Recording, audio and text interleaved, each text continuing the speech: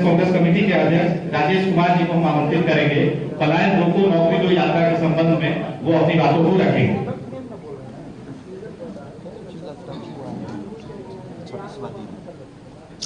कल सम्मानित आज के प्रेस वार्ता के में उपस्थित हमारे सह प्रभारी सुशील पासी जी, मंच पर विराजमान हमारे बिहार के मामलों के सह प्रभारी शाहनवाज आलम जी, इस मंच पर विराजमान ऊर्जावान मेरे NSY यूथ कांग्रेस के प्रभारी ऑल इंडिया और फायर ब्रांड नेता कन्हैया कुमार जी, मंच पर उपस्थित राजेश राठौर जी और फुटकर और रेहड़ी पट्टी के एसोसिएशन के सदस्य, BPSC में विद्यार्थी रहे और मंच पर तमाम हमारे कांग्रेस के तमाम नेतागण, कार्यकर्तागण और सामने उपस्थित मीडिया, इलेक्ट्रॉनिक्स मीडिया के तमाम साथीगण। थोड़ी देर हुई है, लेकिन उसका कारण ये था कि हमारे एक बड़े नेता लाल बाबू लाल जी का देहावसान हो गया था और हम लोग सब बाहर थे, सीधे यहीं आ गया, तो उसका मुझे खेद है। एक चीज मैं बताना चाहता हूं कि कल हमारा पलायन रोको नौकरी दो यात्रा जो कन्हैया जी के नेतृत्व में चल करके पटना आ रही है, जो कि 26वां दिन होगा, और उसी के संदर्भ में आज फिर हम लोगों को पदयात्रा का शुभारंभ होगा। उसके पहले मैं अपना माइक कन्हैया जी को सौंपूं, उसके पहले मैं दो बात कहना चाहता हूं कि जिस तरह से बिहार की सरकार ना रोजगार की बात करती, ना लोगों के आर्थिक मदद करने की बात करती, और आखिर विपक्ष करे तो क्या करे, विपक्ष के बात भी नहीं सुनती। तो जब विपक्ष की बात लोकतांत्रिक तरीका से सुनाने का अधिकार लोकतंत्र में संविधान में दिया है, आप लोकतांत्रिक तरीका से आंदोलन करें, मांग करें तो लाठी बरसाएगी और पीट पीट कर जो है खदेड़ देगी। तो आखिर हमारा अंत में विपक्ष के नाते करे क्या? तो उसमें विपक्ष का एक भूमिका है कि हम रोड पर आए और सदन में जो है इसका आवाज उठाएं।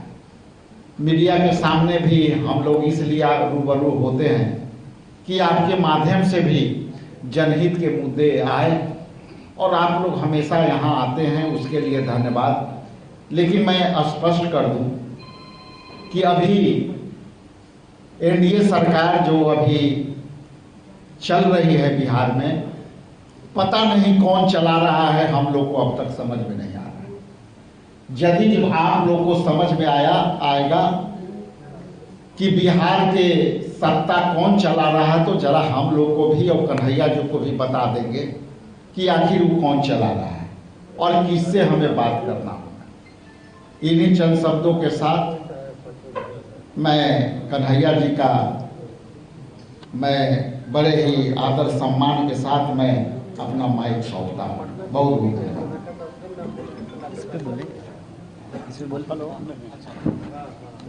सबसे पहले तो मैं आप सबसे क्षमा प्रार्थी हूँ, मैं देरी से प्रेस कॉन्फ्रेंस में आया। बीच में जब ट्रैफिक बहुत ज़्यादा जाम था तो हमने अपने साथी से कहा कि आप लोग प्रेस कॉन्फ्रेंस कर लीजिए, क्योंकि मेरा प्रेस कॉन्फ्रेंस तो है नहीं, जो प्रभावित वर्ग के लोग हैं प्राइमरी तौर पे उनका ही मुद्दा उठाना है। प्रभावित लोग मौजूद हैं, वो अपनी बात रखेंगे। हम लोगों को तो अवसर मिलता है मीडिया के साथियों से बात करने का, लेकिन साथियों ने कहा कि नहीं आ जाइए, थोड़ा इंतज़ार कर लेंगे। तो आपका बहुत बहुत धन्यवाद कि देरी के बावजूद आपने इंतज़ार किया और जो आपको तकलीफ़ हुई उसके लिए बहुत बहुत सॉरी। दूसरा, आज जो है जैन तीर्थंकर भगवान महावीर जी की जयंती है और ये बड़े सौभाग्य की बात है बिहार के हर निवासी के लिए, चाहे आप हिंदू धर्म की बात करें, जैन धर्म की बात करें या जो है बुद्धिज़्म की बात करें। तमाम महान लोग जो हैं उनकी जन्मभूमि रही है ये, और इस यात्रा के माध्यम से ही आज सौभाग्य प्राप्त हुआ पटना साहिब में मत्था टेकने का, और वहाँ से आने में ही जो है भयंकर जो जाम थी, हालांकि ये बन गया है, क्या नाम है उसका, मरीन ड्राइव। हाँ, पूरे देश में मरीन ड्राइव भी बन रहा है, कोई दूसरा भी नाम रखा जा सकता है, कुछ नाम होगा इसका। तो जेपी गंगापथ बोला कीजिए ना, मरीन ड्राइव क्यों बोलते हैं। जेपी गंगापथ से आ रहे थे, वो बन गया है, लेकिन माल सलामी की हालत और पटना सिटी में ट्रैफिक की हालत, गुलजार बाग में ट्रैफिक की हालत बिल्कुल वैसी ही है जैसा दशकों पहले हुआ करता था। इस वजह से देरी हुई, इसके लिए क्षमा प्रार्थी हैं। सीधे मुद्दे पे आपसे दो बात कहनी है। एक तो आज हमारी यात्रा का 26वां दिन है। कल यात्रा करते हुए, पदयात्रा करते हुए हम लोग जो है बिहार के मुखिया आदरणीय मुख्यमंत्री जी से यात्रा की शक्ल में जाएंगे और उनसे मिलने का प्रयास करेंगे।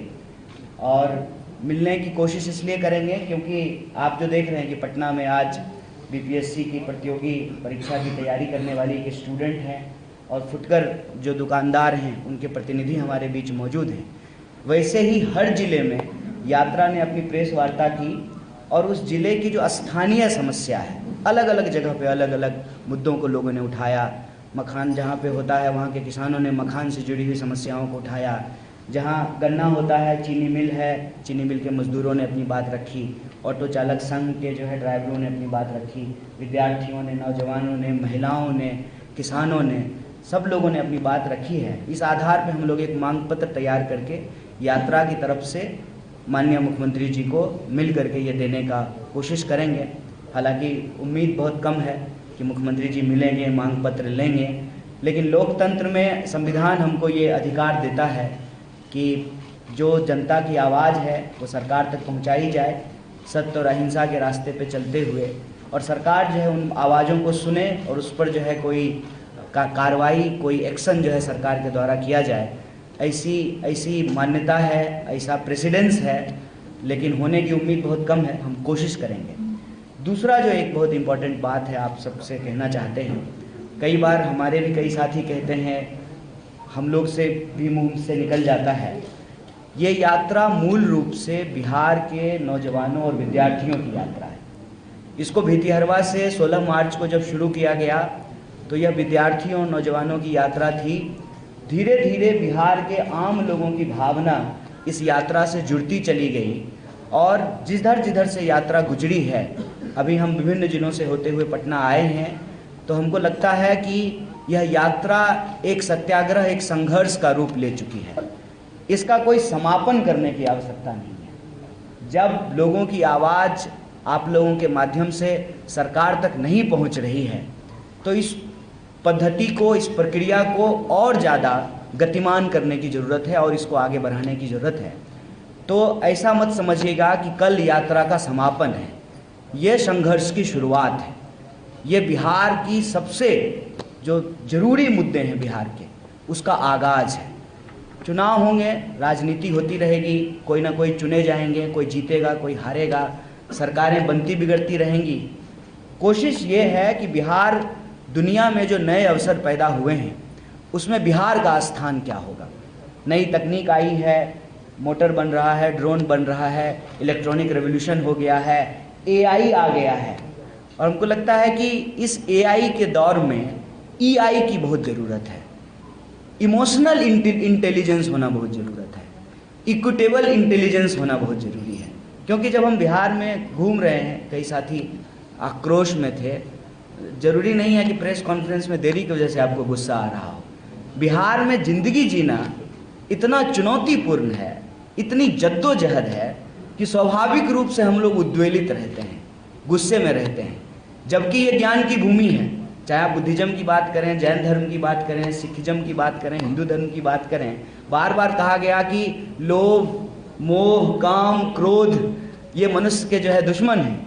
लेकिन बिहार में ज़िंदगी जीना इतना कठिन है कि सड़क पे चलता हुआ हर इंसान गुस्से में दिखाई देता है, निराश है, क्योंकि उसको लगता है कि उसकी बात कोई सुन नहीं रहा है। इसीलिए हर चीज़ को वो देखता ज़रूर है। इस यात्रा से भी जब हम लोग अलग अलग ज़िले से गुजर रहे थे, लोग अपने घरों के बाहर खड़े होकर के यात्रा को देख रहे थे। उनके अंदर एक क्यूरोसिटी थी, लेकिन साथ ही साथ जो है नाउम्मीदी भी थी। और ये सच मैं आज आपके सामने रखना चाहता हूँ। लड़ते लड़ते लोग थक जाते हैं और हालत इतना दर्दनाक है कि अभी पटना की एक घटना है, आप सोचिएगा कितनी भावुक बात है। एक डॉक्टरी पढ़ने वाला स्टूडेंट IGIMS में पढ़ रहा है, उसका एक्सीडेंट होता है, खुद डॉक्टरी की पढ़ाई कर रहा है, अपने ही अस्पताल में जहाँ वो पढ़ रहा है उसको बेड नहीं मिलता है और प्राइवेट अस्पताल में जो है उसकी मौत हो जाती है। इससे ज़्यादा और कोई प्रमाण चाहिए क्या? क्या हालत है हमारे प्रदेश की? और कोई रिपोर्ट चाहिए क्या? अगर रिपोर्ट चाहिए तो कैग का रिपोर्ट उठा करके देख लीजिए, क्या कहा गया है स्वास्थ्य व्यवस्था के बारे में। स्वास्थ्य व्यवस्था की हालत यह है कि आप बीमार हैं और सरकारी अस्पताल में जाएंगे तो आप ठीक नहीं होंगे, आप और बीमार हो जाएंगे। ये सच है और ये सच हम सब लोग अपनी आंखों से देख रहे हैं। बेकारी की बात करेंगे, शहरी क्षेत्र में 30% से ज़्यादा बेकारी है बिहार में और ग्रामीण क्षेत्र में 9% बेकारी है। लगभग डबल हो गया है पिछले एक दशक में। देश का जो बेकारी दर है उस बेकारी दर से बिहार का बेकारी दर ज़्यादा हो चुका है। किसान आत्महत्या की हालत, बिहार में किसान आत्महत्या नहीं करते थे। जवान हालत की आत्महत्या की हालत और लोगों के रहने की जो व्यवस्थाएं हैं, आप देखिए कि पटना में स्टूडेंट किन परिस्थितियों में रह करके पढ़ाई कर रहा है और नतीजा क्या है? नतीजा यह है कि पढ़ते जा रहे हैं, मालूम नहीं है कि ये एग्ज़ाम होगा कि नहीं होगा, ये एग्ज़ाम का पेपर लीक तो नहीं हो गया है।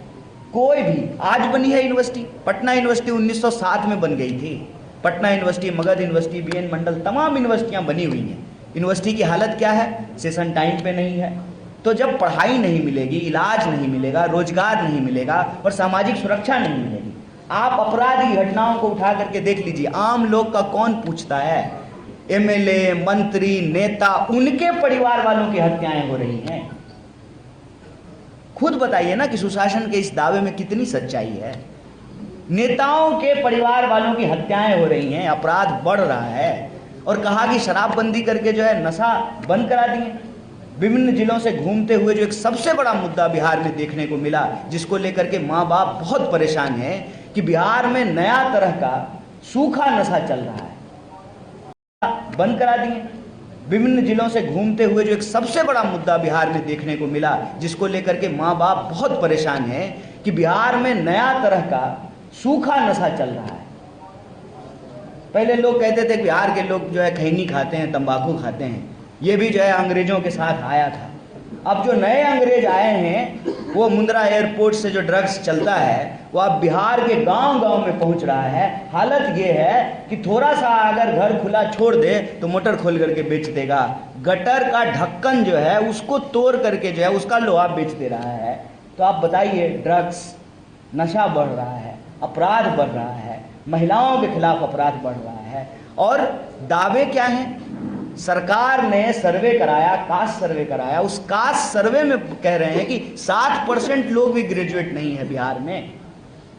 क्या हालत कर दिया है? दलित की हालत खराब, पिछड़ों की हालत खराब, अति पिछड़ों की हालत खराब, गरीबों की हालत खराब, किसानों की हालत खराब, मजदूरों की हालत खराब, स्कूल का हालत खराब, अस्पताल का हालत खराब। तो पलायन नहीं करेगा लोग तो क्या करेगा?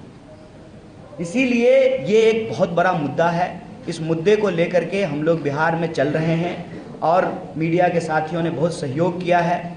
हमें उम्मीद है कि बिहार की राजनीति के विमर्श के केंद्र में पलायन एक बहुत गंभीर सवाल बनकर के उभरेगा और पलायन के जो कारण हैं, उन कारणों के निदान से ही पलायन रुकेगा और दुनिया में जो नया अवसर पैदा हुआ है, बिहार उसके साथ कदम से कदम मिला करके चल पाएगा और एक बेहतर बिहार का निर्माण हो पाएगा। इसी आशा और उम्मीद से हम ये यात्रा कर रहे हैं। कल पटना शहर में पदयात्रा होगी और हम लोग जो है मुख्यमंत्री जी से मिलने का प्रयास करेंगे और कल हमारे कांग्रेस पार्टी के युवा नेता और जो है विभिन्न पदों पर जिम्मेवारियां निभाने वाले सचिन पायलट जी भी जो है उस यात्रा के लिए आ रहे हैं। पूरी कांग्रेस पार्टी इस यात्रा को सहयोग कर रही है। कांग्रेस पार्टी का स्टूडेंट विंग, यूथ विंग इस यात्रा को सहयोग कर रहा है। लेकिन ये यात्रा बिहार के आम लोगों की यात्रा है, ये बिहार को बदलने की यात्रा है। बहुत बहुत शुक्रिया, बहुत बहुत धन्यवाद। अच्छा, चिराग पासवान ने कहा है आपकी यात्रा को लेकर कि कन्हैया भारत तेरे टुकड़े होंगे जैसे लोग हैं और इनकी यात्रा से लोग ना जुड़े, तो क्या एनडीए कन्हैया कुमार से डर गई है? नहीं, हमसे क्यों डरेंगे।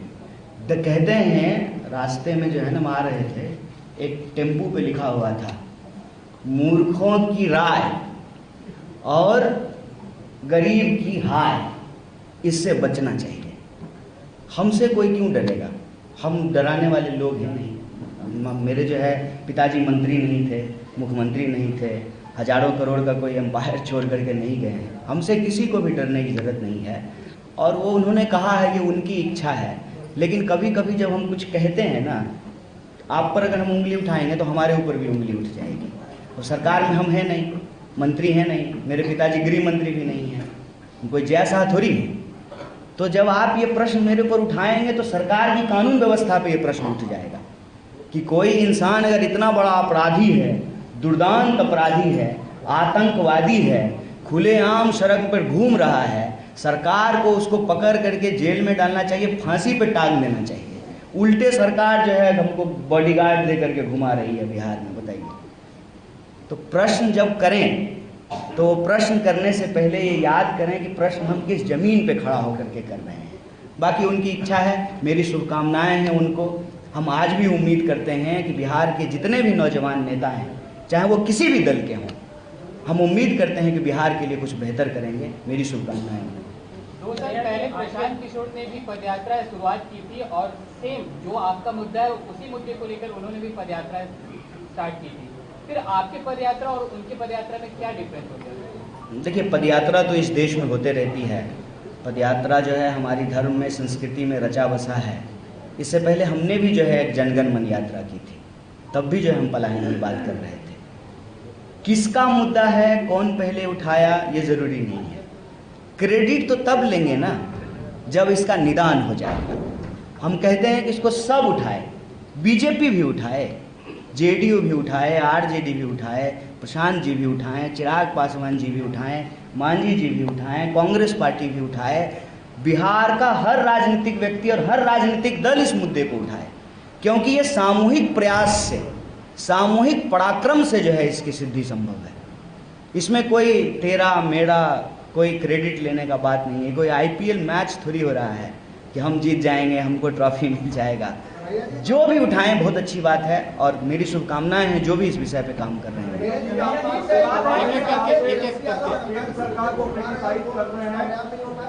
देखिए, तेजस्वी जी उठा रहे हैं, चिराग जी उठा रहे हैं, प्रशांत किशोर जी उठा रहे हैं, बीजेपी के लोग उठा रहे हैं, जेडीयू के लोग उठा रहे हैं, कोई भी लोग उठाएं। बिहार के जो 14 करोड़ लोग हैं वो पलायन के दंश से झेल रहे हैं, जूझ रहे हैं, ये सच है। कोई ऐसा परिवार नहीं है जिस परिवार से बिहार के लोग बाहर नहीं जा रहे हैं। तो कोई भी मुद्दा उठा रहे हो, ये मुद्दा जो है ज़रूरी है और सब लोग मिल करके उठाएं, और जो भी इस लड़ाई में साथ हैं सबका स्वागत है।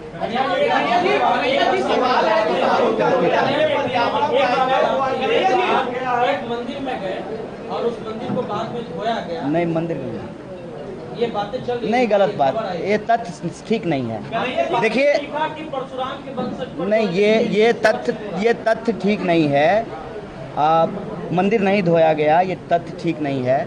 हम मंदिर भी जाते हैं, अभी गुरुद्वारे से आ रहे हैं आपके बीच में, मजार पर भी जाते हैं, मस्जिद भी जाते हैं, चर्च भी जाते हैं। इस देश में रहने वाले जो 140 करोड़ लोग हैं, उनका जाति और धर्म कुछ भी हो, किसी भी इंसान के साथ कोई भी अन्याय होगा, कांग्रेस पार्टी उसके लिए संघर्ष करेगी। और हम सभी धर्म को बराबर सम्मान करते हैं, हम सर्वधर्म समभाव में विश्वास करते हैं, इसलिए ऐसी कोई बात नहीं है। अब पलायन पे आते हैं। सवाल हो गया। कन्हैया जी, राहुल गांधी आपके यात्रा में आए थे, राहुल गांधी ने यहीं पर कहा था कि जो कांग्रेस को बिहार में काम करना चाहिए था वो काम नहीं हुआ था। किस तरीके से देखते हैं इस बयान को, कौन सा काम कांग्रेस को करना चाहिए था जो अब तक नहीं हो पाया? क्यों आरजेडी के बड़े भाई, आरजेडी को बड़ा भाई बना के कांग्रेस पीछे चल रही है? देखिए, कांग्रेस पार्टी ने इस देश को आज़ादी दिलाने में बहुत बड़ी भूमिका निभाई, स्वतंत्रता आंदोलन का नेतृत्व किया। जब देश को आज़ादी मिली तो ये संविधान का निर्माण हुआ, संविधान का शासन स्थापित हुआ। कांग्रेस पार्टी ने इस देश को न सिर्फ अंग्रेज़ों से आज़ादी दिलाने में भूमिका निभाई, बल्कि जो राजे राजवाड़े जमींदारों का शासन था उससे भी आज़ादी दिलाई। बिहार में बहुत सारे ऐसे सुधार वक्त के साथ होने चाहिए थी जो होना बाकी है।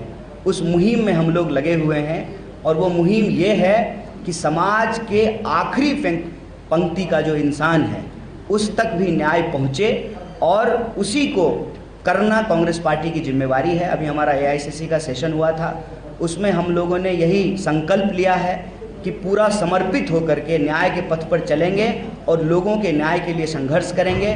बिहार के लोगों के लिए, बिहार के अंदर रहने वाले जो सभी जाति संप्रदाय के लोग हैं उनके संघर्ष के लिए हम लोग काम करेंगे। और राहुल जी बार बार कहते हैं कि दलित, पिछड़ा, अति पिछड़ा, आदिवासी, किसान, मजदूर और गरीब, चाहे वो किसी भी जाति का हो, उनके हक और अधिकार के लिए संघर्ष करना ये कांग्रेस पार्टी का लक्ष्य है। संविधान को बचाना, संविधान का न्याय जो है उसको स्थापित करना ये कांग्रेस पार्टी का लक्ष्य है और इसको हम लोग करेंगे।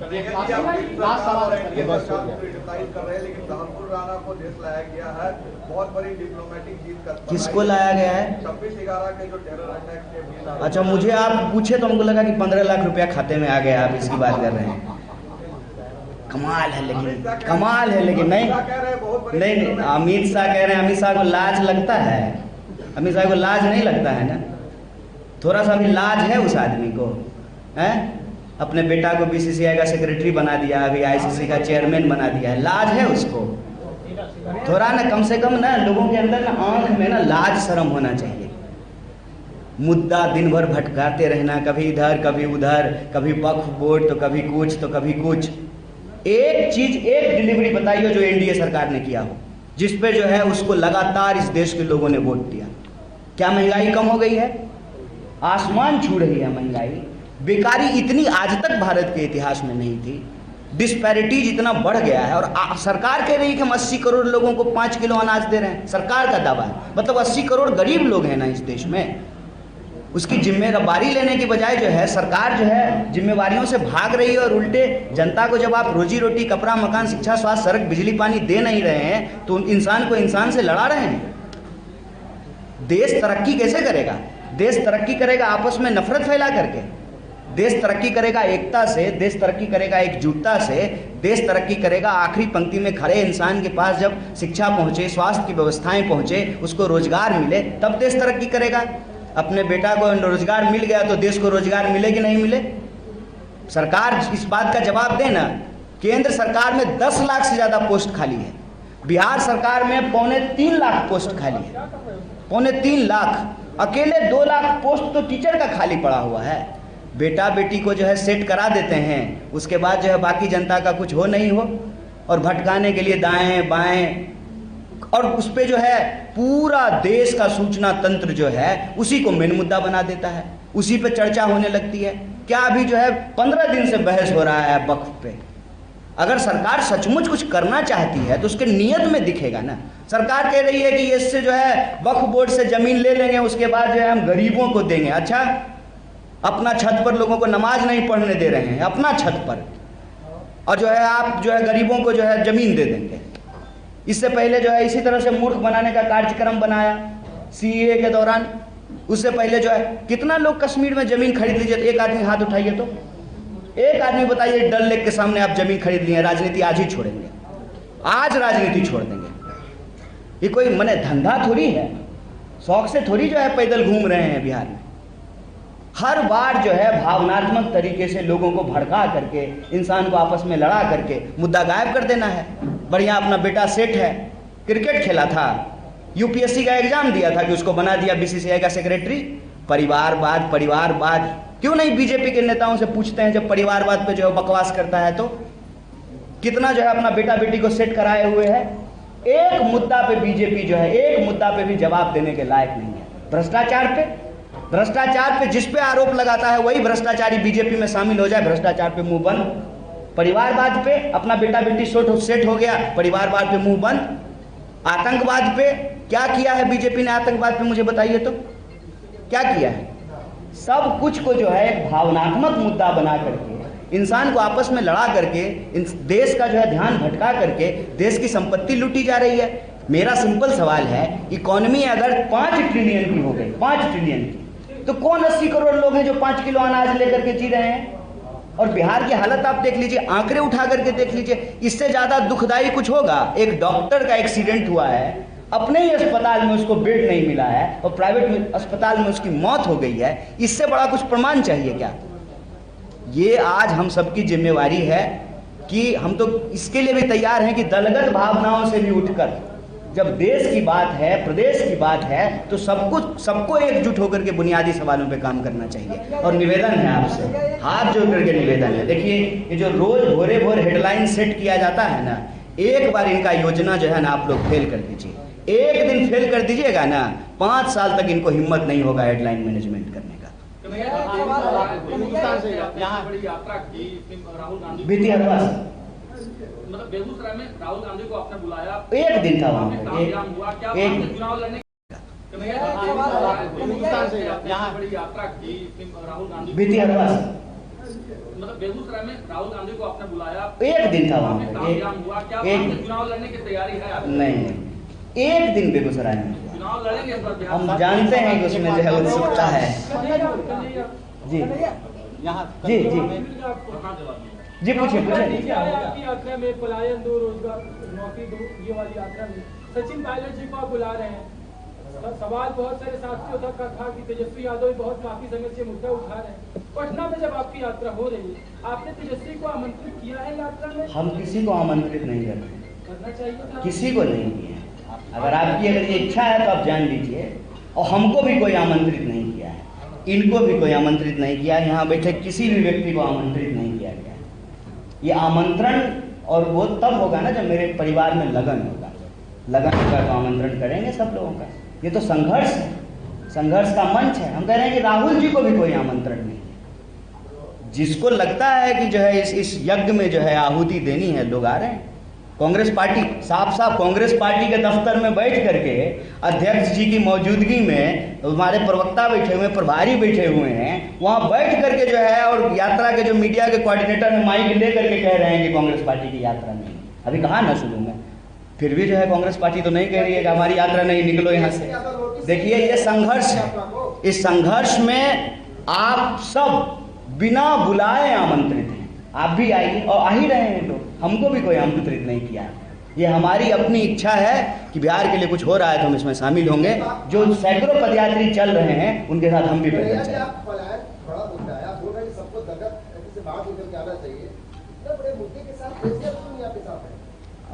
हम तो कह रहे हैं सबको आना चाहिए, सब आए।